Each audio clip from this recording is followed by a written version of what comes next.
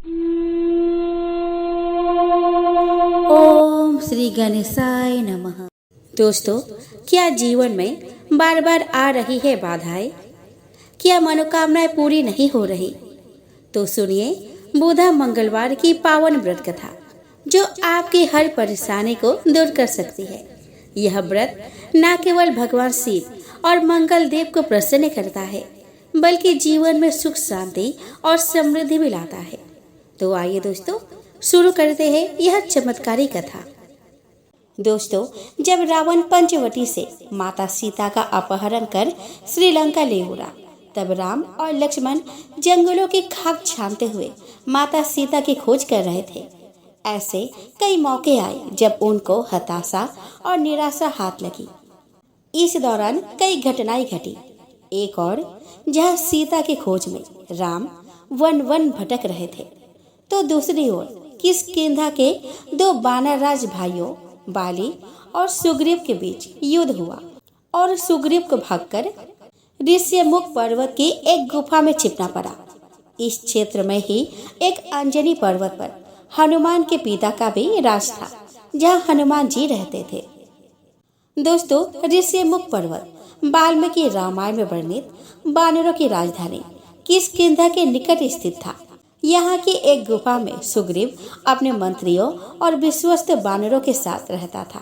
राम और लक्ष्मण सीता की खोज करते हुए इस पर्वत पर पहुंच गए। श्री रघुनाथ जी फिर आगे चले। ऋष्यमुख पर्वत निकट आ गया। वहाँ ऋष्यमुख पर्वत पर मंत्रियों सहित सुग्रीव रहते थे। अतुलनीय बल की सीमा श्री रामचंद्र जी और लक्ष्मण जी को आते देखकर वे भयभीत हो गए। जब सुग्रीव ने राम और लक्ष्मण को देखा तो वह भयभीत हो गया। इतने बलशाली और तेजस्वीवान मनुष्य उसने कभी नहीं देखे थे। वह भागते हुए हनुमान के पास गया और कहने लगा कि हमारी जान को खतरा है। सुग्रीव को लग रहा था कि कहीं यह बाली के भेजे हुए तो नहीं है। सुग्रीव ने हनुमान जी से कहा कि तुम ब्रह्मचारी का रूप धारण करके उनके समक्ष जाओ और उसके हृदय की बात जानकर मुझे इशारे से बताओ। यदि वे बाली के भेजे हुए हैं तो मैं तुरंत ही यहाँ से कहीं और भाग जाऊंगा। सुग्रीव की बातें सुनकर हनुमान जी ब्राह्मण का रूप धरकर वहां पे गए और मस्तक नवाकर विनम्रता से राम और लक्ष्मण से पूछने लगे, हे वीर, सावले और गोरे शरीर वाले, आप कौन हैं जो क्षत्रिय के रूप में वन में फिर रहे हैं? हे स्वामी, कठोर भूमि पर कोमल चरणों से चलने वाले आप किस कारण वन में विचर रहे हैं? हनुमान ने आगे कहा कि मन को हरण करने वाले आपके सुंदर कोमल अंग है और आप वन की दुस्सह धूप और वायु को सह रहे हैं। क्या आप ब्रह्मा, विष्णु, महेश इन तीनों देवताओं में से कोई है, या आप दोनों नर और नारायण है? श्री रामचंद्र जी ने कहा कि हम कौशल राज दशरथ जी के पुत्र हैं और पिता का वचन मानकर वन पे आए हैं। हमारे राम और लक्ष्मण नाम है। हम दोनों भाई हैं। हमारे साथ सुंदर सुकुमारी स्त्री थी। यहाँ वन में राक्षस ने मेरी पत्नी जानकी को हर लिया है। हे ब्राह्मण, हम उसे ही खोजते फिरते हैं। हमने तो अपना चरित्र कहा सुनाया। अब हे ब्राह्मण, आप अपनी कथा कहिए कि आप कौन हैं? प्रभु को पहचान कर हनुमान जी उनके चरण पकड़कर पृथ्वी पर गिर पड़े। उन्होंने साष्टांग दंडवत प्रणाम कर स्तुति की। अपने नाथ को पहचान लेने से हृदय में हर्ष हो रहा था। फिर हनुमान जी ने कहा कि हे स्वामी, मैंने जो पूछा वह मेरा पूछना तो न्याय था।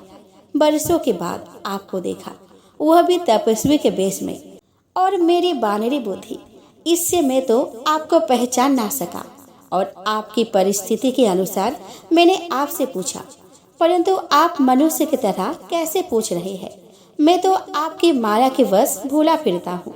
इसी से मैंने अपने स्वामी यानी कि आपको नहीं पहचाना, किंतु आप तो अंतर्यामी हैं। ऐसा कहकर हनुमान जी अकुलाकर प्रभु के चरणों पर गिर पड़े। उन्होंने अपना असली शरीर प्रकट कर दिया। उनके हृदय में प्रेम छा गया। तब श्री रघुनाथ जी उन्हें उठाकर हृदय से लगा लिया और अपने नेत्रों के जल से सींचकर शीतल किया। राम ने हनुमान को हृदय से लगाकर कहा कि हे कपि सुनो, मन में ग्लानि मत मारना। तुम मुझे लक्ष्मण से भी दूने प्रिय हो।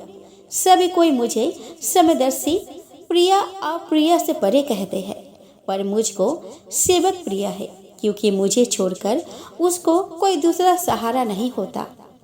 तो यह थी भगवान राम और हनुमान जी के मिलन की कथा। दोस्तों, महाभारत महाकाव्य के अनुसार भीम बहुत ही शक्तिशाली और युद्ध में निपुण थे। उन्हें अपने शक्तियों पर बहुत घमंड हो गया था और उनके अहंकार को दूर करने के लिए बजरंग बली ने लीला रचाई थी। दरअसल जब पांचों पांडव अज्ञातवास भोग रहे थे और इस दौरान पांडव वेश बदलकर वहां रहा करते थे। द्रौपदी पांडवों के साथ एक आश्रम में रहा करती थी। एक दिन द्रौपदी आश्रम में बैठी हुई थी और उनके पास एक फूल उड़कर आ गया। फूल की खुशबू उन्हें इतनी पसंद आई कि उन्होंने भीम को बुलाकर उस पुष्प को लाने को कहा। द्रौपदी की इच्छा को पूरा करने के लिए भीम पुष्प की खोज में निकल पड़े। जब गदाधारी भीम वन में पहुंचे तो उन्होंने रास्ते में एक बूढ़े वानर को लेटे देखा। भीम ने वानर से विनती की कि वह रास्ते से हट जाए, लेकिन वानर ने किसी तरह की प्रतिक्रिया नहीं दी। भीम ने दोबारा से विनती की, लेकिन इस बार वानर ने कहा कि वह बहुत कमजोर है और वह हिल भी नहीं सकता। भीम को वानर ने कहा कि अगर दिक्कत है तो लांघ कर निकल जाओ। वानर के बर्ताव से भीम को गुस्सा आ गया और वह अपने शक्तियों के बारे में उसे बताने लगा। उन्होंने कहा कि अगर तुम रास्ते से नहीं हटे तो परिणाम बहुत बुरा होगा। भीम की बात सुनकर हनुमान जी ने कहा कि अगर तुमको जल्दी है तो तुम मेरे पूंछ उठाकर जा सकते हो। भीम को लगा कि वह बहुत आसान काम है और उन्होंने वानर की पूंछ को जैसे ही हटाने की कोशिश की तो वह उसे टस से मस नहीं कर पाए। तब उन्हें एहसास हुआ कि वह वानर आम नहीं है। फिर भीम ने हाथ जोड़कर वानर से उसका परिचय पूछा। तब वानर अपने असली रूप में प्रकट हुआ और वह वानर हनुमान जी थे। बजरंग बली को देखकर भीम चकित रह गए और भीम ने अपने भाई को हाथ जोड़कर नमन किया। तब हनुमान जी ने उन्हें बताया कि आगे वन है और यह रास्ता देवताओं के लिए है, इसीलिए आम इंसान यह नहीं जा सकता है। इसीलिए वह उनकी रक्षा करने के लिए साथ चलेंगे। भीम को वन में लेकर हनुमान जी चले गए और उन्हें पुष्प भी दिला दिया। इसके बाद भीम ने हनुमान जी के सामने एक इच्छा रखी, जिसमें उन्होंने पवन पुत्र के विशाल रूप को देखना चाहा। भीम की इच्छा को पूरा करने के लिए हनुमान जी ने विराट रूप धारण कर लिया। भीम ने हनुमान जी का विराट रूप देखकर उनसे आशीर्वाद लिया। हनुमान जी ने भीम को महाभारत के युद्ध में विजय पाने का आशीर्वाद दिया था।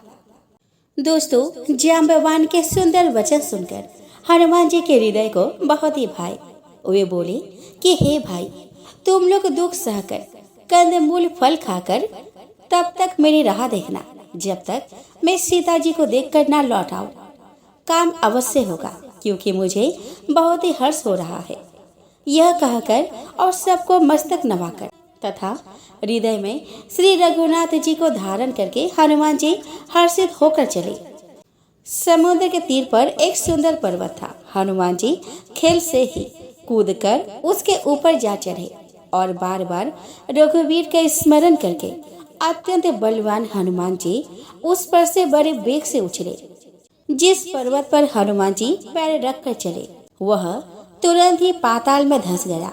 जैसे रघुनाथ जी का अम्मों के बाण चलता है, उसी तरह हनुमान जी चले।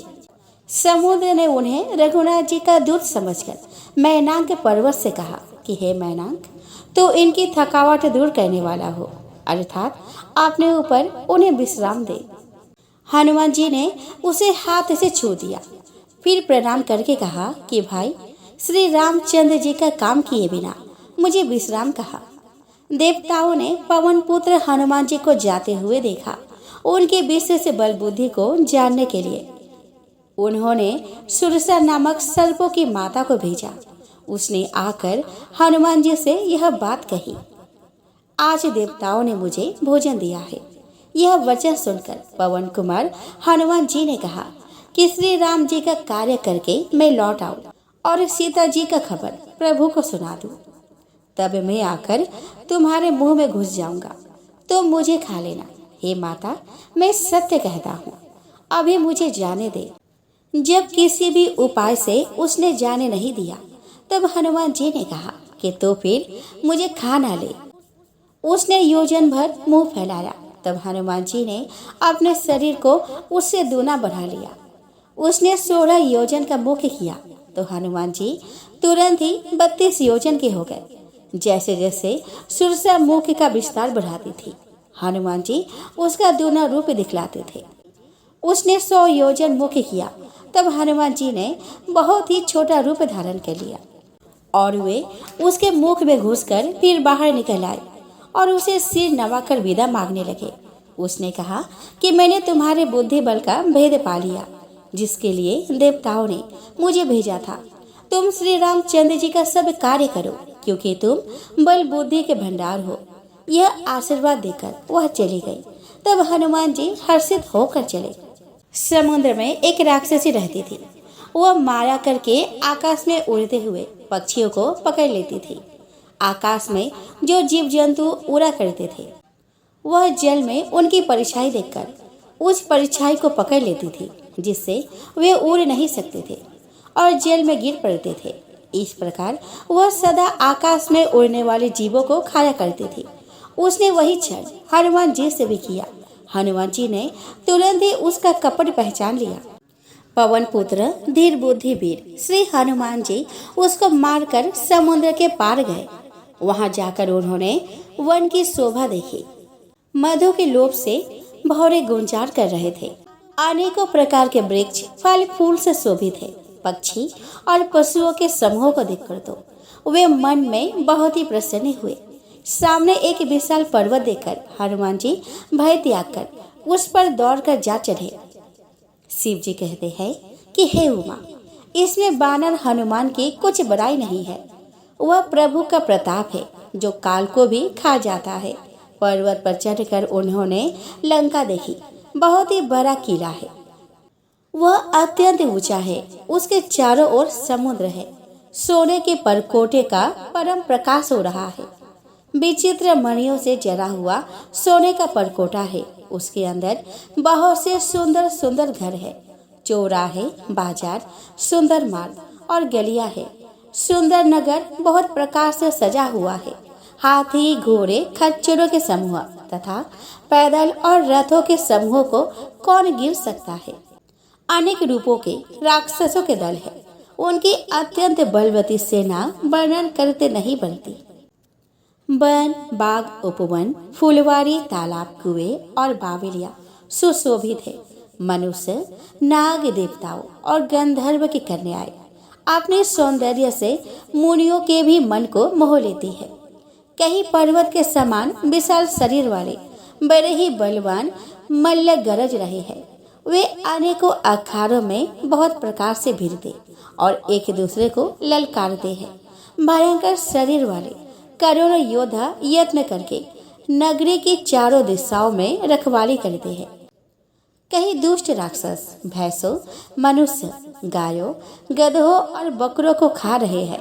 तुलसीदास ने इनकी कथा इसीलिए कुछ थोड़ी सी ही कही है कि ये निश्चय ही श्री रामचंद्र जी के बाण रूपी तीर्थ में शरीर को त्याग कर परम गति पावेंगे। नगर के बहुसंख्यक रखवालों को देखकर हनुमान जी ने मन में विचार किया कि अत्यंत छोटा रूप धरूं और रात के समय नगर में प्रवेश करूं। हनुमान जी मच्छर के समान रूप धारण कर नर रूप से लीला करने वाले भगवान श्री रामचंद्र जी का स्मरण करके लंका को चले। लंका के द्वार पर लंकिनी नाम की एक राक्षसी रहती थी। वह बोली कि मेरा निरादर करके बिना मुझसे पूछे कहाँ चला जा रहा है। हे मूर्ख, तूने मेरा भेद नहीं जाना। जहाँ तक जितने चोर हैं वे सब मेरे आहार है। महाकपि हनुमान जी ने उसे एक घूसा मारा, जिससे वह खून की उल्टी करते हुई पृथ्वी पर लुढ़क पड़ी। वह लंकिनी फिर अपने को संभाल कर उठी और डर के मारे हाथ जोड़कर विनती करने लगी। वह बोली कि रावण को जब ब्रह्मा जी ने वर दिया था तब चलते समय उन्होंने मुझे राक्षसों के विनाश की एक पहचान बता दी थी कि जब तू बंदर के मारने से व्याकुल हो जाए तब तू राक्षसों का संहार हुआ जान लेना। हे तात, मेरे बड़े पुण्य है जो मैं श्री रामचंद्र जी के दूत को नेत्रों से देख पाई। हे तात, स्वर्ग और मोक्ष के सब सुखों को तराजू के एक पलड़े में रखा जाए तो भी वे सब मिलकर उस सुख के बराबर नहीं हो सकते जो क्षण मात्र के सत्संग से होता है। अयोध्यापुरी के राजा श्री रघुनाथ जी को हृदय में रखे हुए नगर में प्रवेश करके सब काम कीजिए। उसके लिए विष अमृत हो जाता है, शत्रु मित्रता करने लगते हैं, समुद्र गाय के खूर के बराबर हो जाता है, अग्नि में शीतलता आ जाती है। और हे गरुड़ जी, सुमेरु पर्वत उसके लिए रज के समान हो जाता है, जिसे श्री रामचंद्र जी ने एक बार कृपा करके देख लिया। तब हनुमान जी ने बहुत ही छोटा रूप धारण किया और भगवान का स्मरण करके नगर में प्रवेश किया। उन्होंने एक एक महल की खोज की, जहाँ तहाँ असंख्य योद्धा देखे। फिर वे रावण के महल में गए। वह अत्यंत विचित्र था, जिसका वर्णन नहीं हो सकता। हनुमान जी ने उस रावण को सजन किए देखा, परंतु महल में जानकी जी नहीं दिखाई दी। फिर एक सुंदर महल दिखाई दिया, उसमें भगवान का एक अलग मंदिर बना हुआ था। वह महल श्री राम जी के आयुध के चिन्हों से अंकित था। उसकी शोभा वर्णन नहीं किया जा सकता। वह नवीन नवीन तुलसी के वृक्ष समूहों को देखकर कपिराज श्री हनुमान जी हर्षित हुए। लंका तो राक्षसों के समूह का निवास स्थान है, वह सज्जन का निवास कहा। हनुमान जी मन में इस प्रकार तर्क करने लगे। उसी समय विभीषण जी जागे। विभीषण ने राम नाम का स्मरण किया। हनुमान जी ने उन्हें सज्जन जाना और हृदय में हर्षित हुए। हनुमान जी ने विचार किया कि इनसे हट करके अपनी ओर से परिचय करूंगा, क्योंकि साधु से कार्य की हानि नहीं होती। ब्राह्मण रूप धरकर हनुमान जी ने उन्हें वचन सुनाए। सुनते ही विभीषण जी उठकर वहां पे आए, प्रणाम करके कुशल पूछी और कहा कि हे ब्राह्मण देव, अपनी कथा समझा कर कहिए। क्या आप हरि भक्तों में से कोई है? क्योंकि आपको देखकर मेरे हृदय में अत्यंत प्रेम उमड़ रहा है। अथवा क्या आप दोनों से प्रेम करने वाले स्वयं श्री राम जी ही है, जो मुझे बड़े भागी बनाने आए हैं। तब हनुमान जी ने श्री रामचंद्र जी की सारी कथा कहकर अपना नाम बताया। सुनते ही दोनों के शरीर पुलकित हो गए और श्री राम जी के गुण समूह का स्मरण करके दोनों के मन मग्न हो गए। विभीषण ने कहा कि हे पवन पुत्र, मेरी रहनी सुनो। मैं यहाँ वैसे ही रहता हूँ जैसे दांत के बीच में बेचारी जीभ। हे तात, मुझे अनाथ जानकर सूर्य कुल के नाथ श्री रामचंद्र जी क्या कभी मुझ पर कृपा करेंगे? मेरी तामसी शरीर होने से साधन तो कुछ बनता नहीं, और ना मन में श्री रामचंद्र जी के चरण कमलों में प्रेम ही है। परंतु हे हनुमान, अभी मुझे विश्वास हो गया है कि श्री रामचंद्र जी की मुझ पर कृपा है, क्योंकि हरि की कृपा के बिना संत नहीं मिलते। जब रघुवीर जी ने कृपा की है तभी तो आपने मुझे हट करके अपनी ओर से दर्शन दिए हैं। हनुमान जी ने कहा कि हे विभीषण जी, सुनिए, प्रभु की यही रीति है कि वे सेवक पर सदा ही प्रेम किया करते हैं। भला कहिए, मैं ही कौन बड़ा कुलीन हूँ, चंचल वानर हूँ और सब प्रकार से नीच हूँ। प्रातः काल जो हम लोगों का नाम ले तो उस दिन उसे भोजन ना मिले। हे सखा, सुनिए, मैं ऐसा अधम हूँ, पर श्री रामचंद्र जी तो मुझ पर भी कृपा ही की है। भगवान के गुणों का स्मरण करके हनुमान जी के दोनों नेत्रों में प्रेम अश्रुओं का जल भर आया। जो जानते हुए भी ऐसे स्वामी को भुलाकर भटकते फिरते हैं, वे दुखी क्यों ना हो। इस प्रकार श्री राम जी के गुण समूहों को कहते हुए उन्होंने परम शांति प्राप्त की। फिर विभीषण जी ने श्री जानकी जी जिस प्रकार वह रहती थी वह सब कथा कही। तब हनुमान जी ने कहा कि हे भाई सुनो, मैं जानकी माता को देखना चाहता हूँ। विभीषण जी ने सब युक्तियां कह सुनाई। तब हनुमान जी विदा लेकर चले। फिर वही पहले का मस्त सरीखा रूप धरकर वे वहां पे गए जहाँ अशोक वन में सीता जी रहती थी।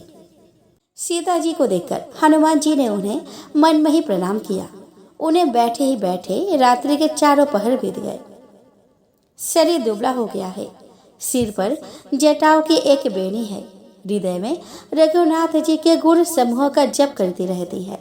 श्री जानकी जी नेत्रों को अपने चरणों में लगाए हुए है और मन श्री राम जी के चरण कमलों में लीन है। जानकी जी को दीन देखकर पवन पुत्र हनुमान जी बहुत ही दुखी हुए। हनुमान जी वृक्ष के पत्तों में छिपे रहे और विचार करने लगे कि हे भाई, क्या करूं।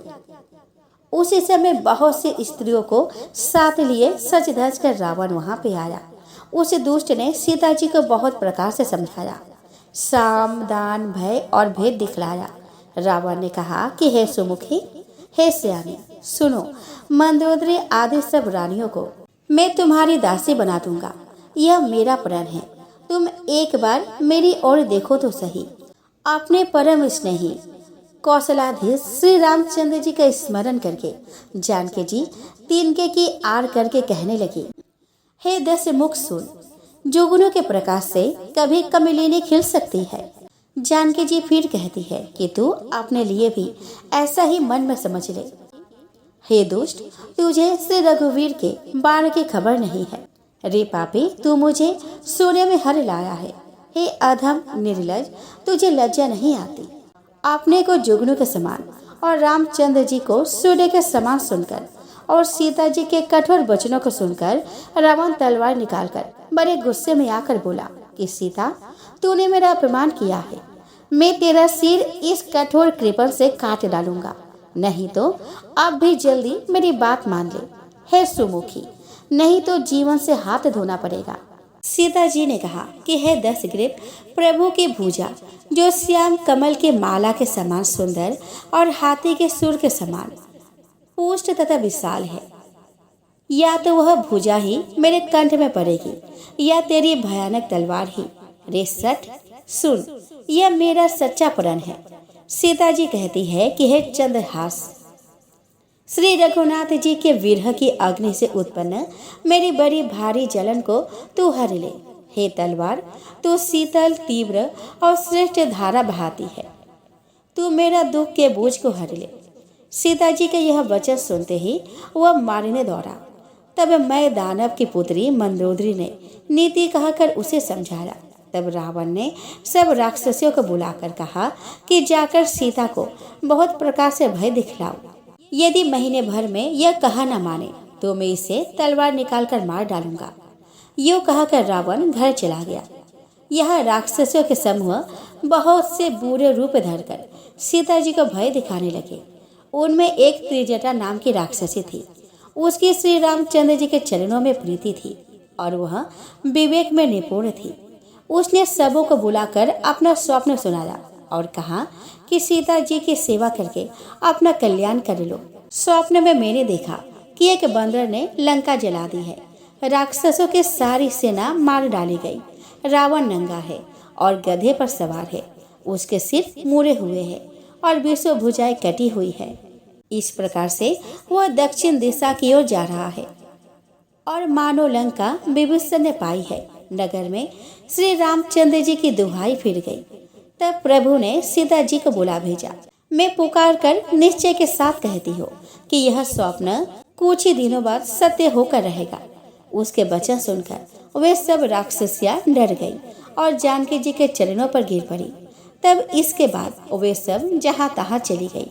सीता जी मन में सोच करने लगी कि 1 महीने बीत जाने पर नीच राक्षस रावण मुझे मारेगा। सीता जी हाथ जोड़कर त्रिजटा से बोली कि हे माता, तू मेरी विपत्ति की संगिनी है। जल्दी कोई ऐसा उपाय कर जिससे मैं शरीर छोड़ सकूं। विरह असहाय हो चला है, अब यह सहा नहीं जाता। काठ लाकर चिता बनाकर सजा दे हे माता, फिर उसमें आग लगा दे। हे सयानी, तू मेरी प्रीति को सत्य कर दे। रावण के शूल के समान दुख देने वाली बाणी कानों से कौन सुने। सीता जी के वचन सुनकर त्रिजटा ने चरण पकड़कर उन्हें समझाया और प्रभु का प्रताप, बल और सुयश सुनाया। उसने कहा कि हे सुकुमारी, सुनो, रात्रि के समय आग नहीं मिलेगी। ऐसा कहकर वह अपने घर को चली गई। सीता जी मन ही मन कहने लगी कि क्या करूं, विधाता ही विपरीत हो गया। ना आग मिलेगी ना पीड़ा मिटेगी। आकाश में अंगारे प्रकट दिखाई दे रहे हैं, पर पृथ्वी पर एक भी तारा नहीं आता। चंद्रमा अग्निमय है, किंतु वह भी मानो मुझे हतभागिनी जानकर आग नहीं बरसाता। हे अशोक वृक्ष, मेरी विनती सुन, मेरा शोक हर ले और अपना नाम सत्य कर। तेरे नए नए कोमल पत्ते अग्नि के समान है। अग्नि दे विरह रोग का अंत मत कर। तेरे नए नए कोमल पत्ते अग्नि के समान है। अग्नि दे विरह रोग का अंत मत कर, अर्थात विरह रोग को बढ़ाकर सीमा तक ना पहुंचा।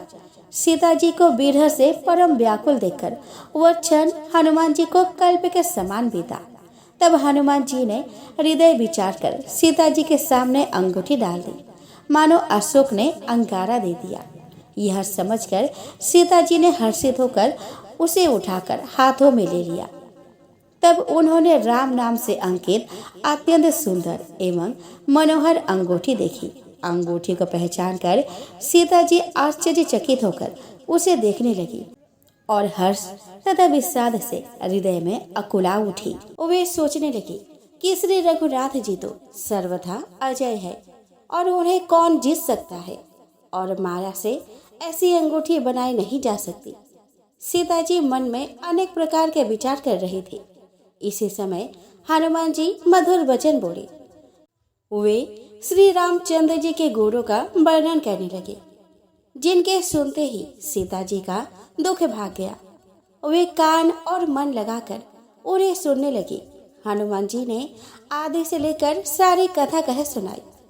सीता जी बोली कि जिसने कानों के लिए अमृत रूप यह सुंदर कथा कही, वह हे भाई प्रकट क्यों नहीं होता। तब हनुमान जी पास चले गए। उन्हें देखकर सीता जी फिर मुख फेर कर बैठ गए। उनके मन में आश्चर्य हुआ। हनुमान जी ने कहा कि हे माता जानकी, मैं श्री राम जी का दूत हूँ। करुणा निधान की सच्ची शपथ करता हूँ। हे माता, ये अंगूठी मैं ही लाया हूँ। श्री राम जी ने मुझे आपके लिए यही सही निशानी दी है। सीता जी ने पूछा कि नर और वानर का संग कहो कैसे हुआ। तब हनुमान जी ने जैसे संग हुआ वह सब कथा कही। हनुमान जी के प्रेम युक्त वचन सुनकर सीता जी के मन में विश्वास उत्पन्न हो गया। उन्होंने जान लिया कि यह मन वचन और कर्म से कृपा सागर श्री रघुनाथ जी का दास है। भगवान का जन्म जानकर अत्यंत गाढ़ी प्रीति हो गई। नेत्रों में प्रेम अश्रुओं का जल भर आया और शरीर पुलकित हो गया। सीता जी ने कहा कि हे तात हनुमान, बिरह सागर में डूबती हुई मुझको तुम जहाज हुए। मैं बलिहारी जाती हूँ। अब छोटे भाई लक्ष्मण सहित खर के शत्रु सुखधाम प्रभु का कुशल मंगल कहो।